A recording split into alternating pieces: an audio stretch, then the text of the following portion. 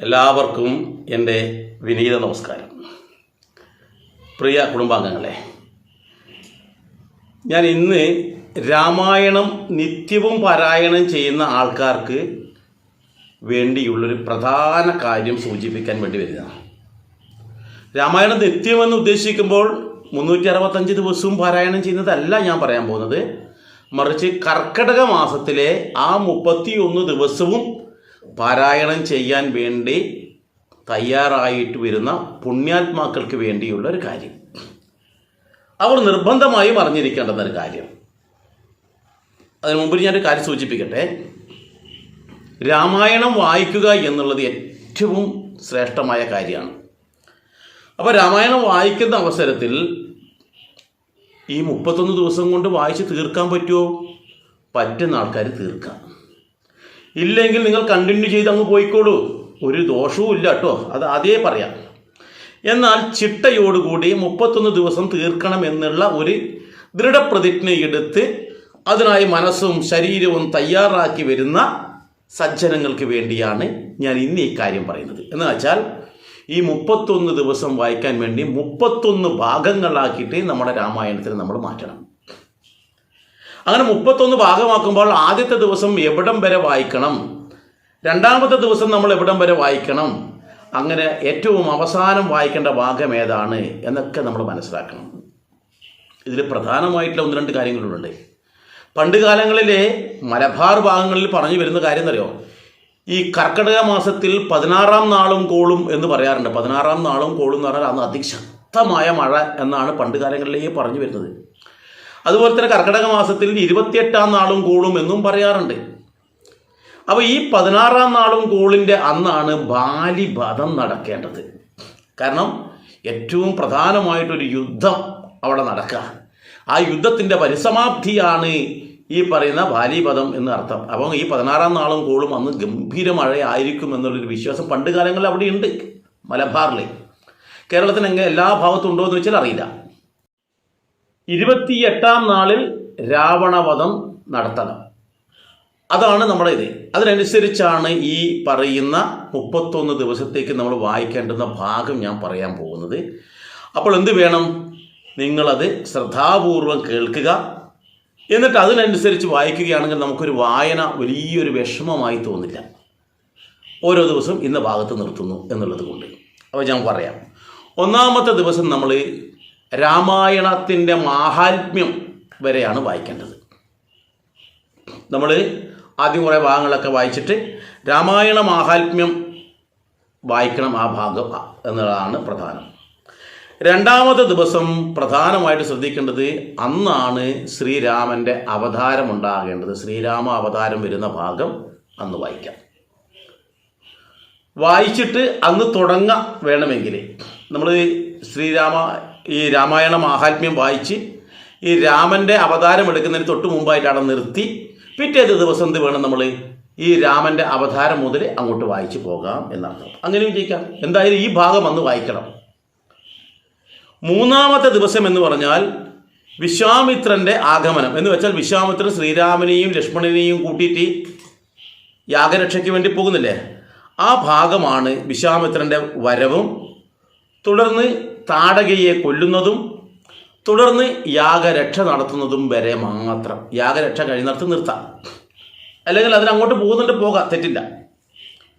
നാലാമത്തെ ദിവസം എന്താണെന്ന് വെച്ചാൽ അഹല്യക്കുള്ള മോക്ഷം, സീതയുടെ കല്യാണം വെച്ചാൽ സീതയെ ശ്രീരാമൻ വിവാഹം കഴിക്കുന്നത്.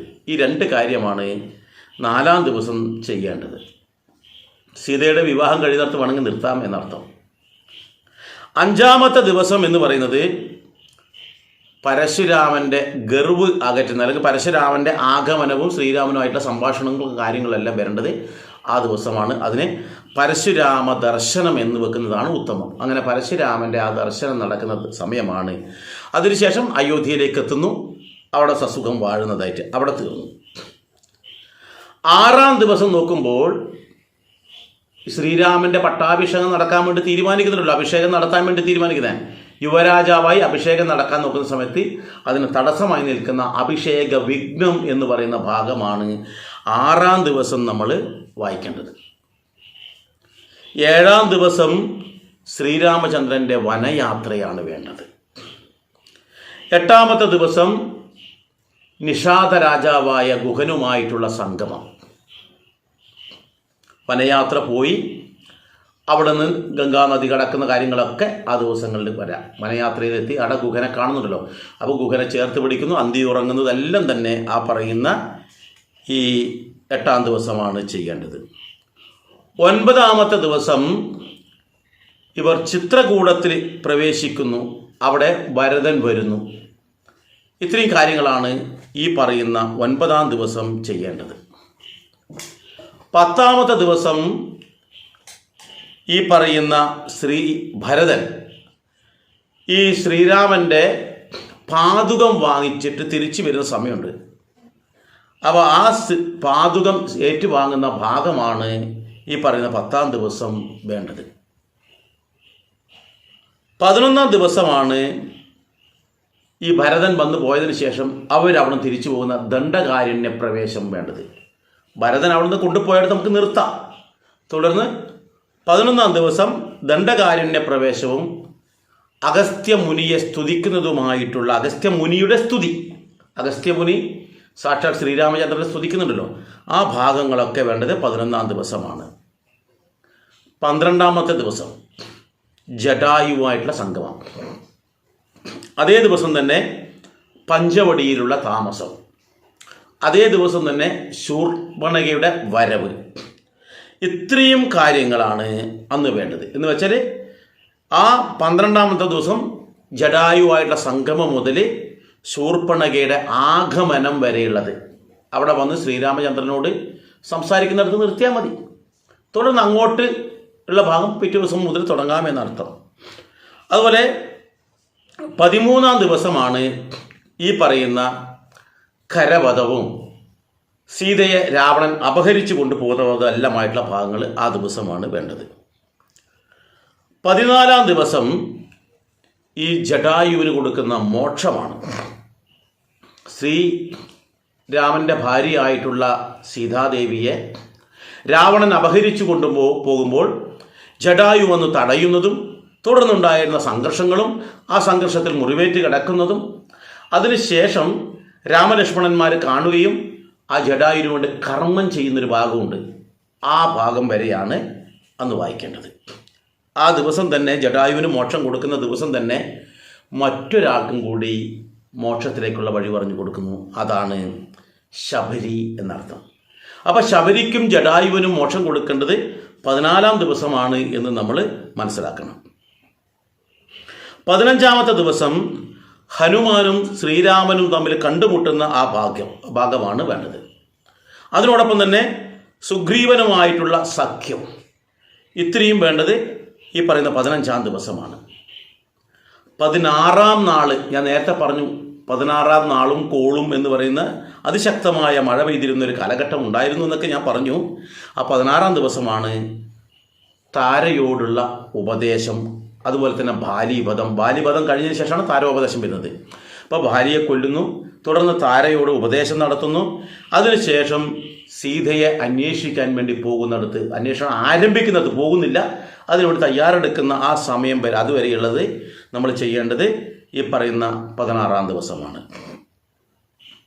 17ാം ദിവസം ഇവർ യാത്ര പുറപ്പെടുന്നു, സീതയെ അന്വേഷിച്ച് യാത്ര പുറപ്പെടുന്നു. അതോടൊപ്പം തന്നെ സ്വയംപ്രഭയെ കാണുന്നു, ആ സ്വയംപ്രഭയുടെ ചരിതം.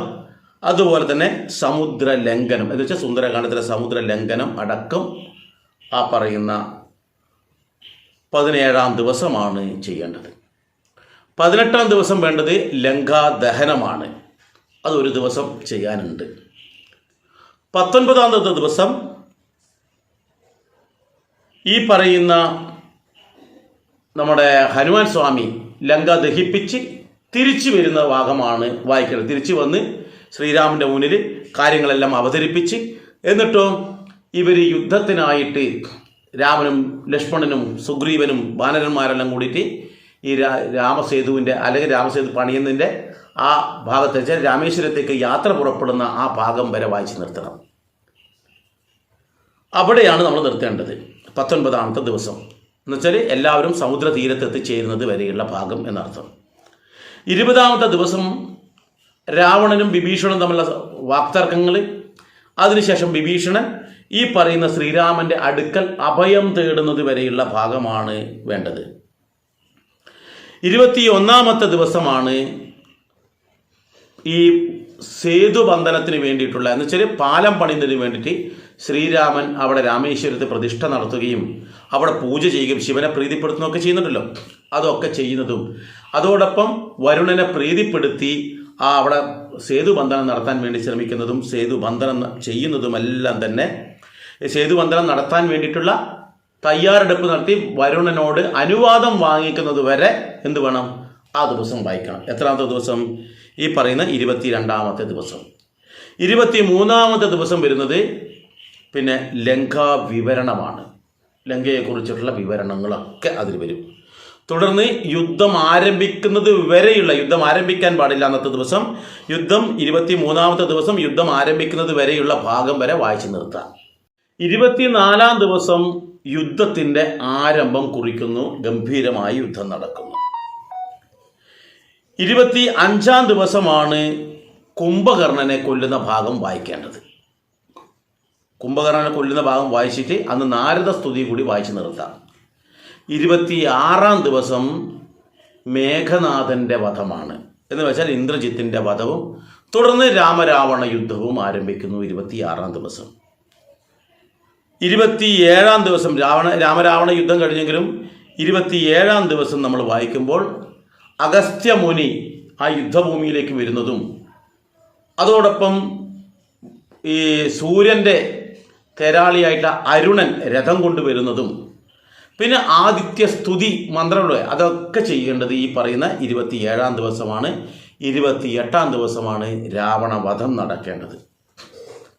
അന്ന് തന്നെ പറ്റുമെങ്കിൽ വിഭീഷണ പട്ടാഭിഷേകവും നടത്താം. 29-ാം ദിവസം സീതയെ സ്വീകരിക്കുന്നത്, ആ അഗ്നിയിൽ നിന്നും സ്വീകരിക്കുന്ന ഭാഗം, തുടർന്ന് മടക്കയാത്രയും ഭരതൻ്റെ ആഗമനവും എല്ലാം നടക്കേണ്ടത് ഈ പറയുന്ന 29-ാം ദിവസമാണ്. 30-ാമത്തെ ദിവസം ഹനുമാനും ഭരതനും തമ്മിലുള്ള സംവാദം, അയോധ്യ പ്രവേശം, രാജാഭിഷേകം. 31-ാമത്തെ ദിവസം ഓരോ ആൾക്കാർക്കുള്ള അനുഗ്രഹം കൊടുക്കുന്നുണ്ട്. വാനരന്മാർക്കുള്ള അനുഗ്രഹം, അങ്ങനെ ഓരോ ആൾക്കാർക്ക് അനുഗ്രഹം കൊടുക്കുന്നു. വിഭീഷണന് കൊടുക്കുന്നു, ഹനുമാൻ സ്വാമിക്ക് കൊടുക്കുന്നു. അങ്ങനെയുള്ള കാര്യങ്ങളെല്ലാം 31-ാമത്തെ ദിവസം. അതിനോടൊപ്പം രാജ്യം ഭരിക്കുന്നുണ്ടല്ലോ ശ്രീരാമൻ. അപ്പോൾ രാജ്യഭാര ഫലം എന്നാണ് രാമായണത്തിൻ്റെ ഫലശ്രുതി. അതിനുശേഷം ബാലകാണ്ഡത്തിൻ്റെ ആരംഭം കൂടി വായിച്ചിട്ട് അവിടെ നിർത്തുക. ഇതാണ് 31 ദിവസത്തെ ചിട്ട. ഇത് നമ്മൾ ചെയ്യുകയാണെങ്കിൽ വലിയ വിഷമമില്ലാതെ വളരെ പെട്ടെന്ന് തന്നെ നമുക്ക് ഒരു ബുദ്ധിമുട്ടില്ലാതെ നമുക്ക് രാമായണം വായിച്ച് തീർക്കാൻ പറ്റും. ഇത് ഒറ്റയ്ക്ക് വായിക്കണമെന്നില്ല കേട്ടോ. വീട്ടിൽ 3-4 ആൾക്കാരുണ്ടെങ്കിൽ കുറച്ച് ഞാൻ വായിക്കും, കുറച്ച് എൻ്റെ അനിയൻ വായിക്കും, കുറച്ച് എൻ്റെ ഭാര്യ വായിക്കും, കുറച്ച് എൻ്റെ മക്കൾ വായിക്കും. അങ്ങനെ വായിച്ചതിൻ്റെ ബാക്കി വായിച്ച് വരുന്നതും നല്ലതാണ്. ഏതായാലും ഇത്തവണ നമുക്ക് രാമായണം ഗംഭീരമായിട്ട് വായിച്ച് തുടങ്ങാം. വായിച്ച് തീർക്കാൻ പറ്റിയിട്ട് വിഷയമൊന്നുമില്ല, അതിന് ടെൻഷൻ അടിക്കണ്ട. ഇനി ഇതുപോലെ തന്നെ വായിച്ച് തീർക്കണമെന്ന് നിങ്ങൾ ചിന്തിക്കണ്ട, ഒന്ന് ശ്രമിച്ചു നോക്കുക. പറ്റുമെങ്കിൽ നമുക്ക് വിജയത്തിലെത്താം. ഏതായാലും മറ്റൊരു വീഡിയോയുമായി മറ്റൊരു അവസരത്തിൽ വരാം. എല്ലാവർക്കും നന്ദി, നമസ്കാരം.